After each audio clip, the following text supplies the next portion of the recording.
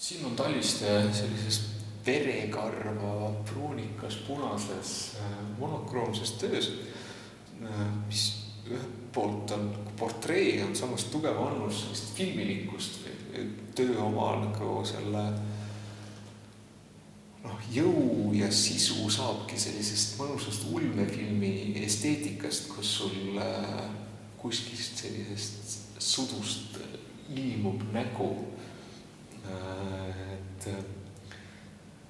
Küsimus lihtsalt jääb, et kelle nägu, kust filmist, mille pärast ja nii edasi. Ja sellist